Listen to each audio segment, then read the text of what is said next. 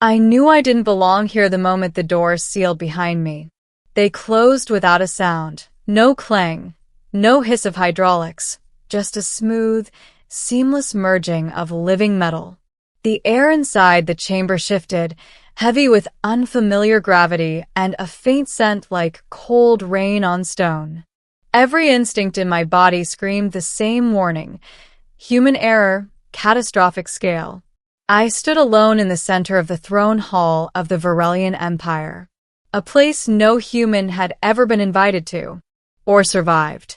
The floor beneath my boots was translucent, glowing faintly with bioluminescent veins that pulsed like a heartbeat. Above me, the ceiling arched impossibly high, forming a dome of stars, not holograms, but actual space, warped and folded through technology so advanced it felt like sorcery.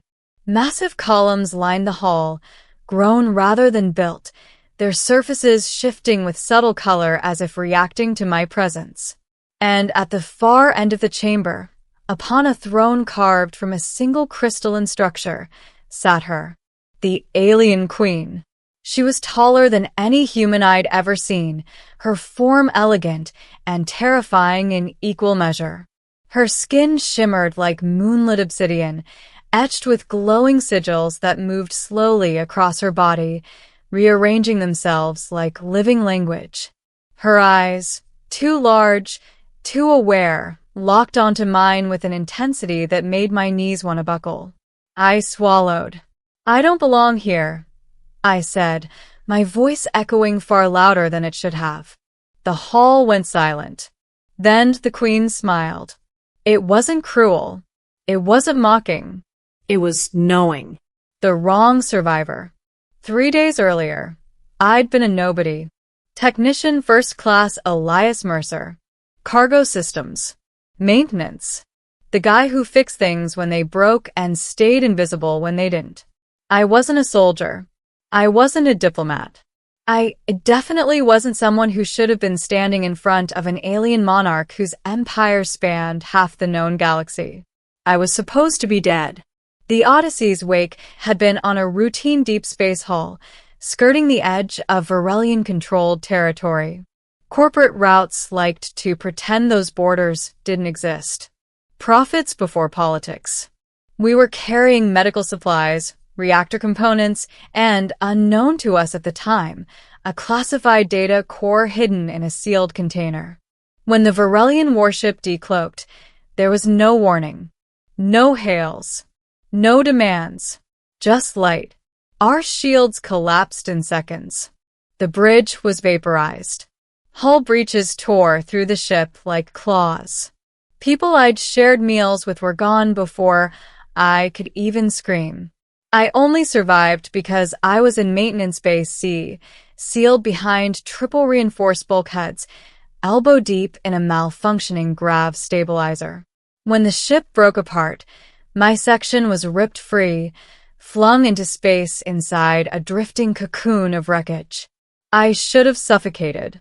Instead, I woke up in a containment field aboard a Varelian vessel. Captured. Studied. Cataloged. And then inexplicably spared.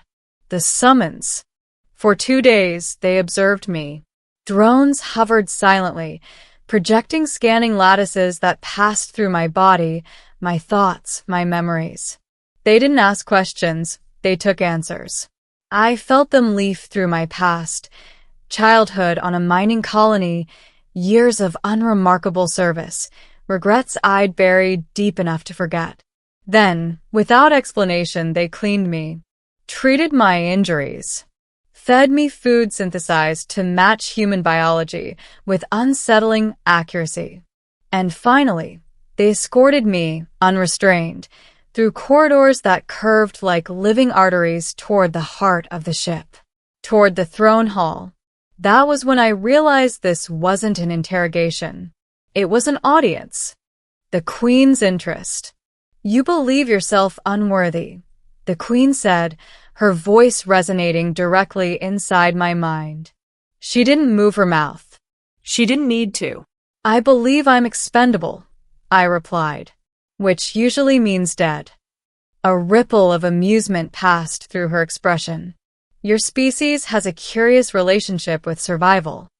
She rose from her throne. Up close, the details were overwhelming. Fine, iridescent ridges traced her cheekbones. Her crown wasn't a separate object.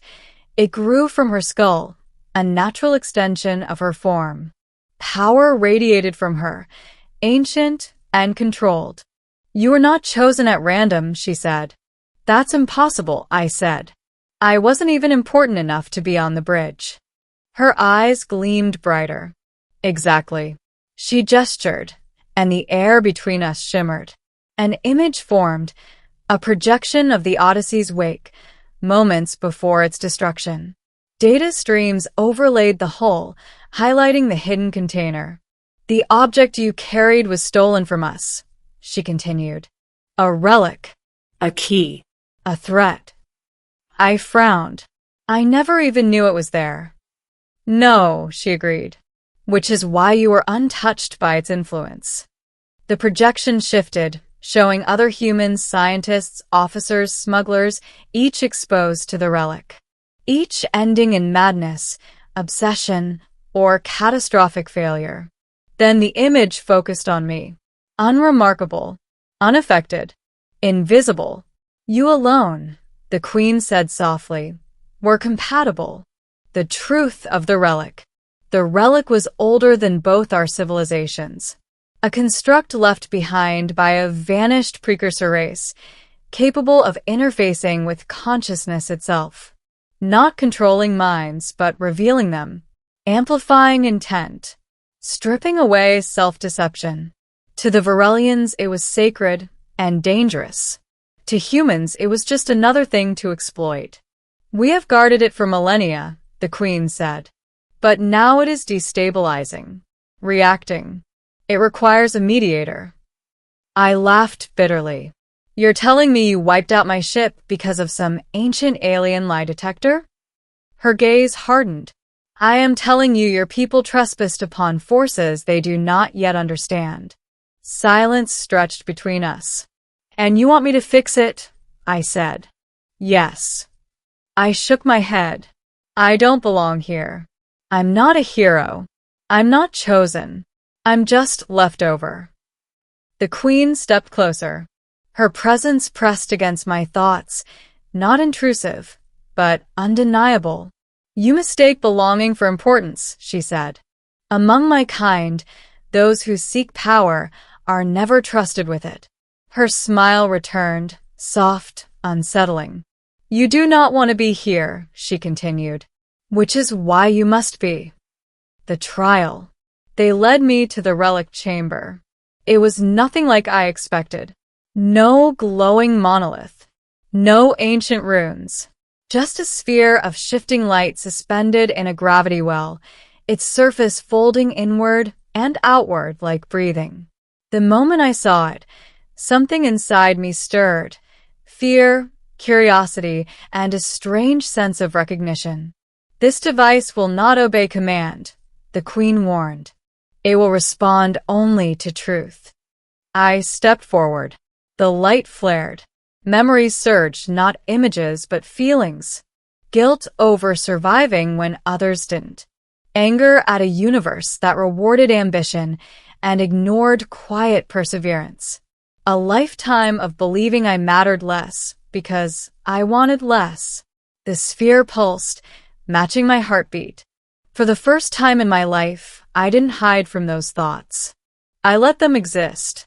The chamber trembled.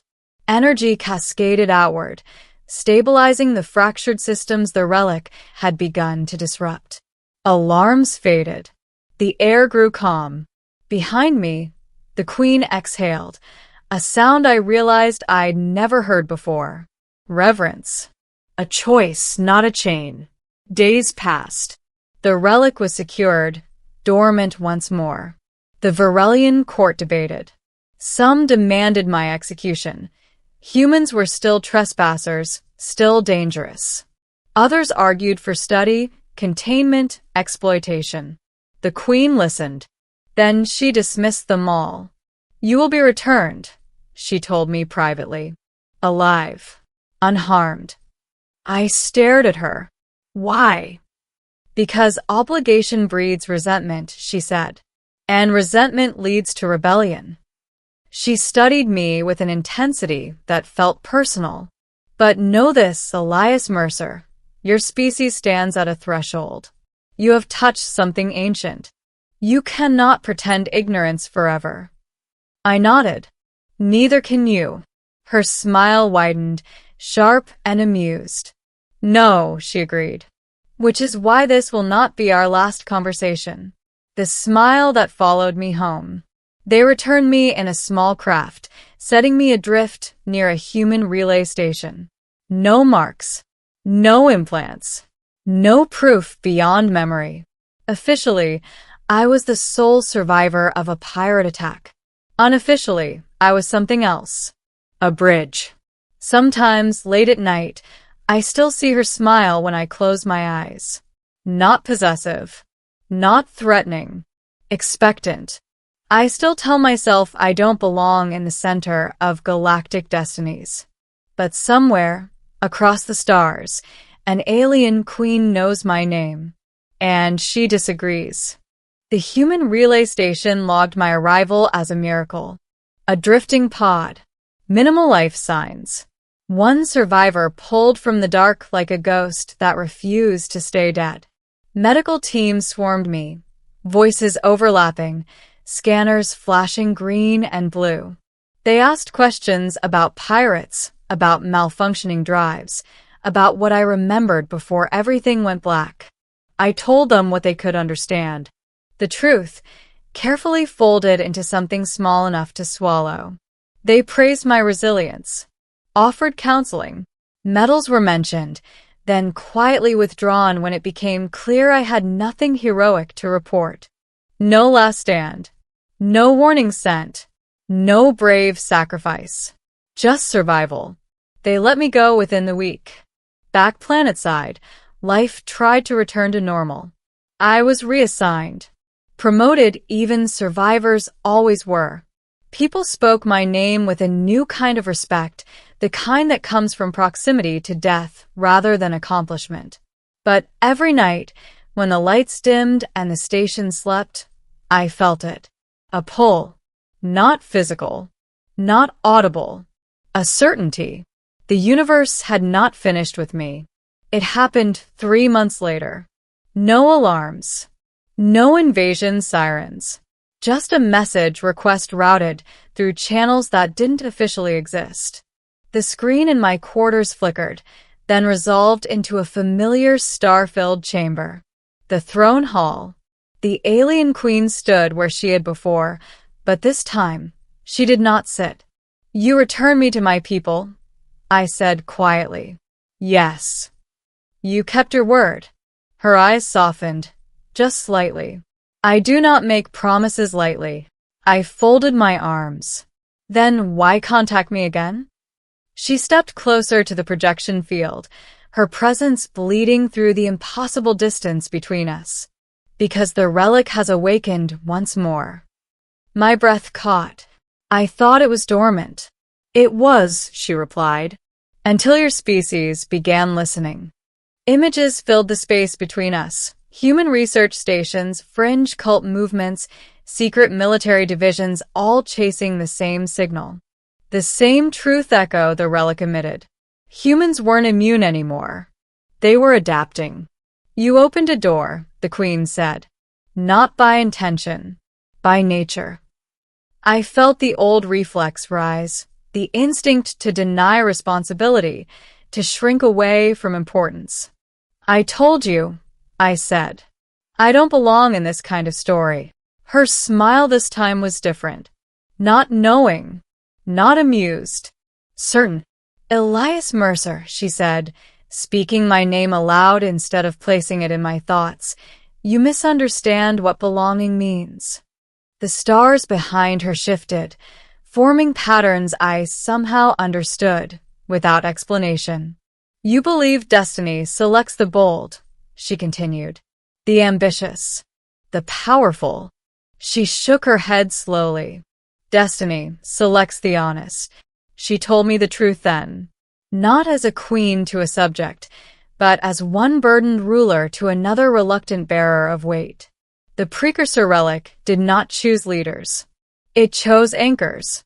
Beings whose sense of self was stable enough to endure truth without reshaping it to their desires. Beings who did not seek control because they understood the cost of it. Among the Varelians, such individuals were vanishingly rare. Among humans, dangerously unpredictable. You are not a bridge, she said. You are a balance point. I laughed, weak and tired. That sounds like a poetic way of saying I'm a liability. Her smile widened, sharp and bright. All meaningful things are. The offer came without ceremony, not imprisonment, not obligation, an invitation to stand between empires, not as a diplomat or soldier, but as something older and rarer. A living reference point, a conscience neither side could fully control. You may refuse, the Queen said, and the future will proceed without you. I met her gaze. And if I accept, then history will become negotiable. Silence stretched between us, heavy with everything unsaid. I thought of the Odyssey's wake, of the people whose names were now etched on a memorial wall instead of spoken aloud, of how close humanity always came to tearing open doors it wasn't ready to walk through. I don't want power, I said. I know, the Queen replied. That's why this terrifies me. Her expression softened, not in pity, but in understanding. Fear, she said, is the price of awareness. I accepted, not because I wanted to belong, but because walking away would have meant pretending none of it mattered. The transition was subtle. No grand farewell, no crown or title. Just a quiet departure logged as a long-range assignment under layers of classification thick enough to bury a planet. To the galaxy, I became an absence. To the Queen, I became something else entirely. Now, I stand again in the throne hall, not as a prisoner, not as a visitor, but not as royalty either. The relic hovers behind me, calm and silent.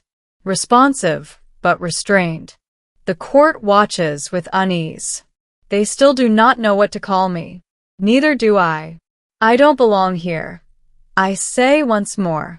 The Queen steps forward and places a hand, not possessive, not commanding, over the space where my heart beats. Her smile is gentle now. Belonging, she says, is not about origin. The stars beyond the dome realign, opening new paths through the dark. It is about where the universe finally stops pushing you away. And for the first time in my life, it doesn't.